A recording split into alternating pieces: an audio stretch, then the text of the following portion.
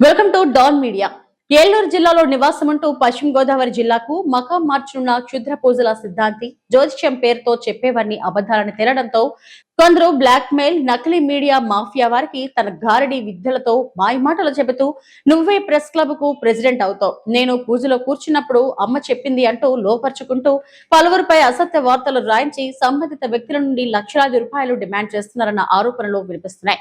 గత కొన్ని నెలల క్రితం మెడికల్ మాఫియా వ్యవహారాలను 12 పార్టీలుగా వెలుగులోకి తెచ్చిన డాన్ మీడియా ఛానల్ పేరు చెప్పి ఆ మెడికల్ మాఫియా వారిని బెదిరించి ₹1 కోటి డిమాండ్ చేసి 10 లక్షలు వసూలు చేసుకోవడమే కాకుండా పైగా డాన్ మీడియా ఛానల్ ప్రతినిధి 10 లక్షలకు అమ్ముడు పోయాడంటూ తప్పుడు ప్రచారం చేశాడు.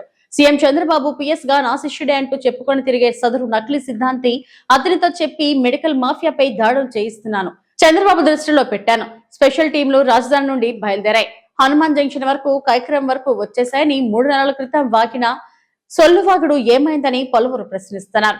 మరొక వ్యక్తికి మెడికల్ మాఫియాతో 10 లక్షలు ఇప్పిస్తాను, నువ్వు వార్తలు రాయి అంటూ ఆ సిద్ధాంతి మాత్రం ఆ మెడికల్ మాఫియా వారిని తాను ఇల్లు కొనుక్కున్నాను 50 లక్షలు ఇవ్వాలంటూ, లేకపోతే సీఎం చంద్రబాబుకు నీపై దాడులు చేయించి జైలుకు పంపుతాను, నీ జాతకంలో జైలు జీవితం రాసి ఉంది, జాగ్రత్త అంటూ బెదిరిస్తున్నట్లు సమాచారం.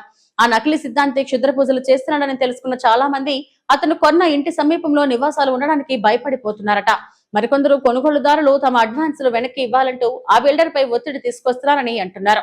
సదరు నకిలీ సిద్ధాంతి తనుగులో ఒక వివాహ నిత్యానికి సంబంధ కార్యక్రమంలో పాల్గొని అక్కడ అమ్మాయి క్యారెక్టర్ గురించి తప్పుగా మాట్లాడటంతో ఆ వివాహం రద్దు కావడంతో అమ్మాయి తరపు వారు ఈ నోటి దోల సిద్ధాంతిని చితకతన్ని కట్టేయడంతో తాడేపల్లిగూడెం హౌసింగ్ బోర్డుకు చెందిన ఒక పెద్ద మనిషి విడిపించుకు వెళ్లారని సమాచారం. కాదంటే ఆ విషయాన్ని ఆధారాలతో సహా నిరూపించడానికి డాన్ మీడియా ఛానల్ సిద్ధంగా ఉందని తెలియజేస్తున్నాం.